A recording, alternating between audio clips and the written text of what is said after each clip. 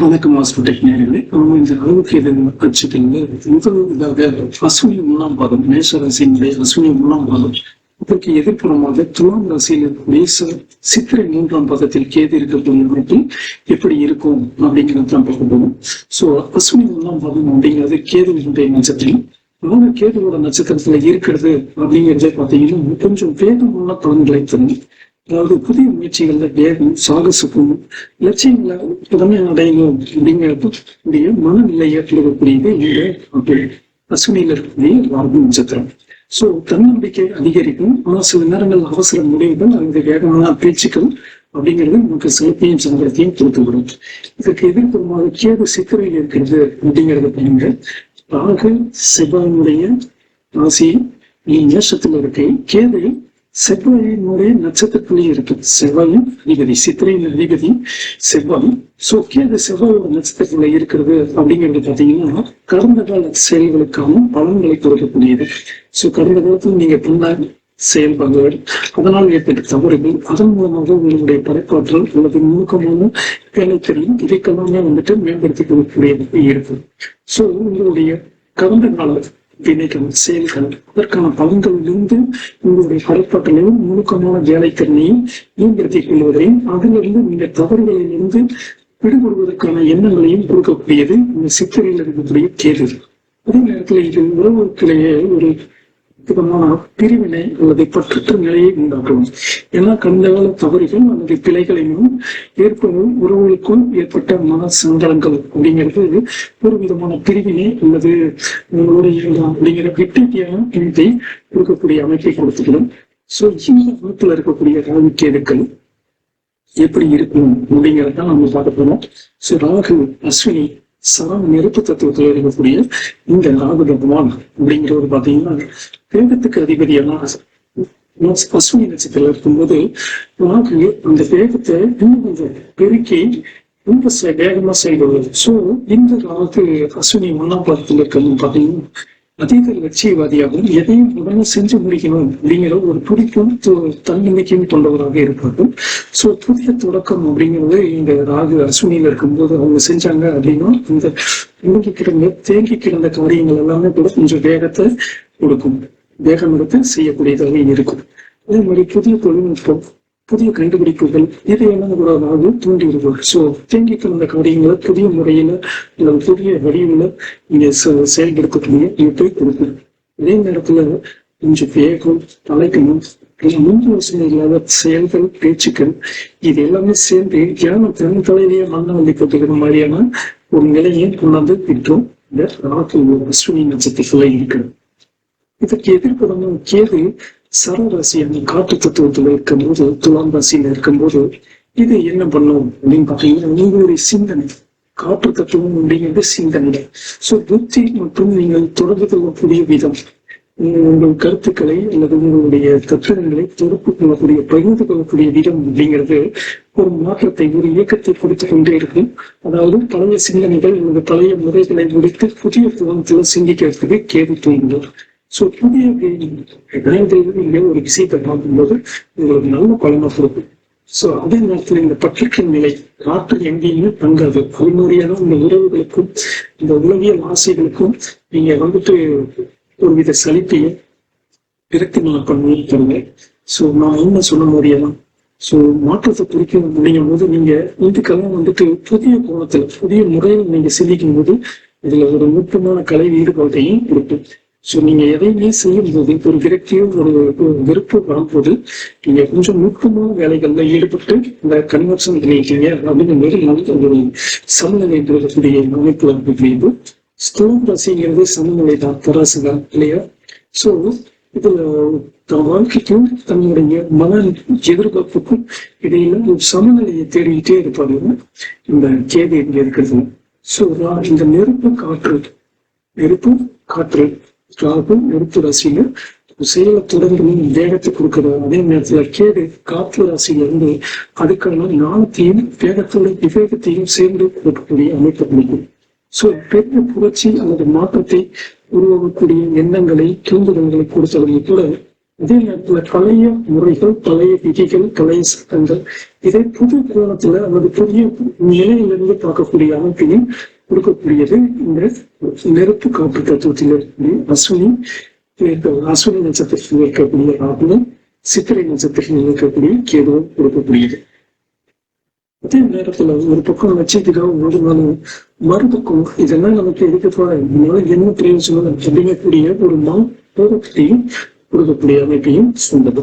So இதுல இன்னும் சிறப்பு என்னன்னு பார்த்தீங்கன்னா வற்புத்தமும், இந்த ராகுவும் கேதுவும் வற்புத்தமும், அதாவது நவம்சத்திலையும் ஒரே ராசியில தான் மேசத்திலேயே தான் இருக்கும். சோ இந்த வற்புத்தம ராகு கேதுக்கள் என்ன பண்ணும் அப்படிங்கறத பார்த்து, வற்புத்தம ராகு அப்படிங்கறத பார்த்தீங்கன்னா ஒரு சமுதாயத்துல உயர்ந்த நிலைக்கு கொண்டு செல்லும் வலிமையை கொடுக்கும். சோ புதுமையான சிந்தனைகள், மாற்று கருத்துக்கள், மாற்று கொள்கைகள், எதற்கு மஞ்சாத குணம், இதெல்லாமே உங்கள்கிட்ட ரொம்ப இயல்பாகவே இருக்கும். அது செயல்பாட்டுக்கு வரும்போது உங்களுடைய படைப்பாற்றல் அல்லது நவீன தொழில்நுட்ப துறைகள் அல்லது புதிய முறைகள் நீங்கள் அதை வெளிப்படுத்தும் போது வெற்றிகளை செய்யக்கூடிய தன்மையை கொடுக்கும். சோ ராகு வர்க்கத்துடன் பெறும்போது சில ஆசைகள் உங்களுக்கு ஆசைகளை வந்துட்டு ரொம்ப பெருசுபடுத்தி காமிக்கும். உங்களோட பேராசை அல்லது அவசரமான உத்தியோகங்கள், உங்களுடைய பேச்சுக்கள் பல நேரங்கள்ல உங்களுக்கு சிக்கலையும் சிரமத்தையும் கொடுக்கும். சோ பேராசை குறிச்சுக்கிட்டு தெளிவான முடிவுகள் எடுக்கும்போது இந்த ராகு உங்களுக்கு வர்க்கத்துல ராகு அப்படிங்கிறது வெற்றியை கொண்டாந்து கொடுக்கக்கூடிய நோக்கம் கொடுக்கும். இதோட குருவோட பார்வையும் குருவினுடைய சேர்க்கையோ இருக்கும்போது இந்த வாழ்க்கை சரியான திசையில இங்க போய் நிற்கும்.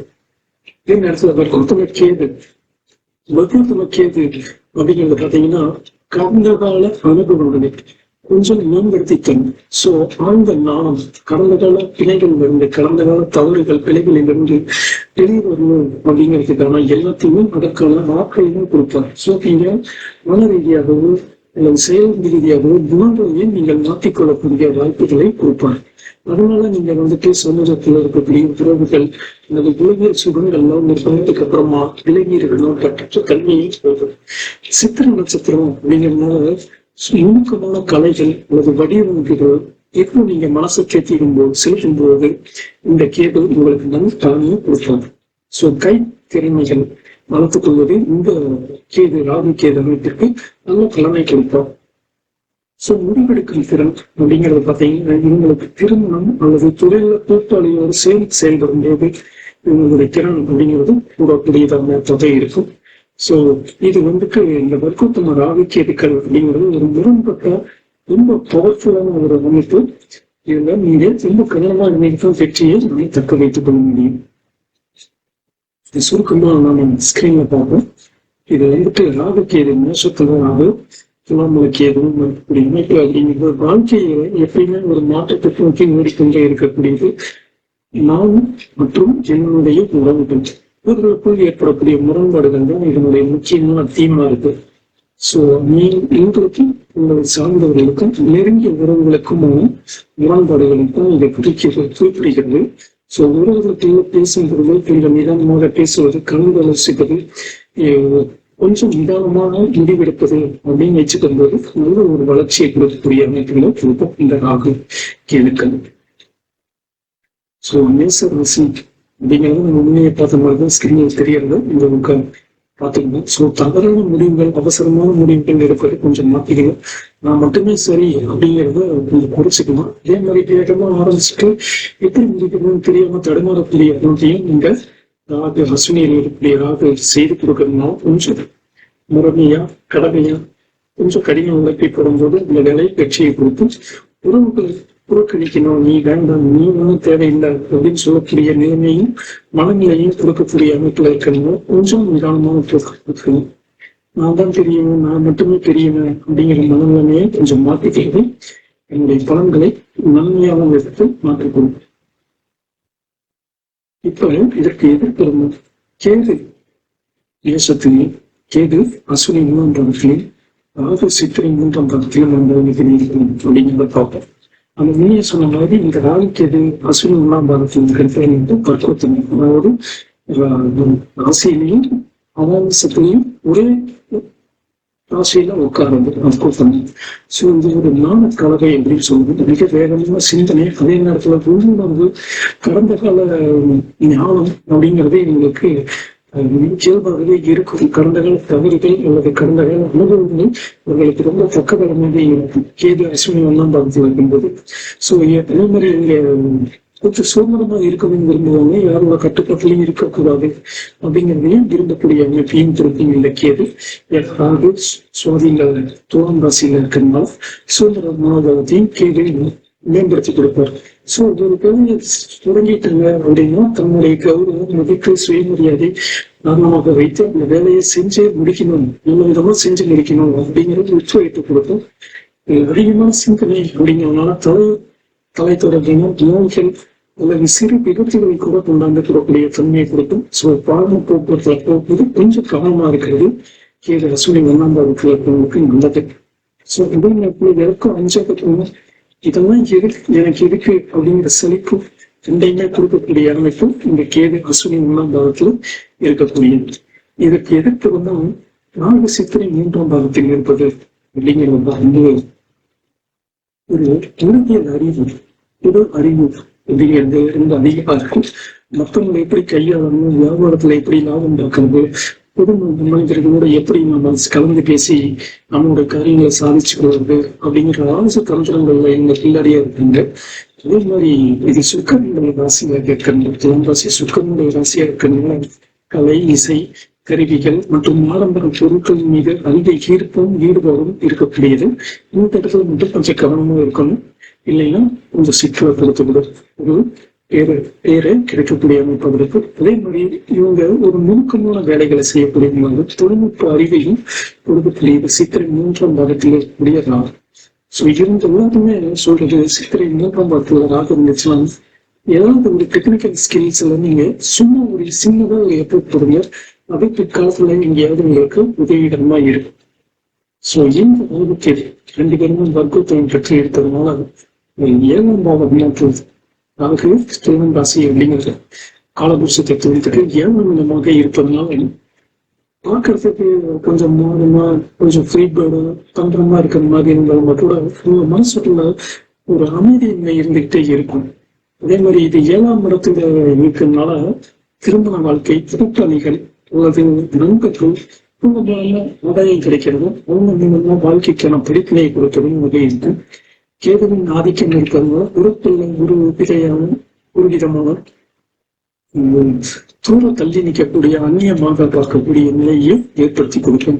சோ எந்த உறவையும் பகையா நினைக்காம அதே மாதிரி நெருக்கத்தையும் காட்டாம தாமரை இலை தண்ணியை போல ஒதுங்கி நிற்கக்கூடிய மாணவர்களையும் இந்த ராகு 7ஆம் இடத்தில் இருக்கும் போது கொடுக்கும் கேதுவினுடைய அஸ்வினியினுடைய தாக்கம்.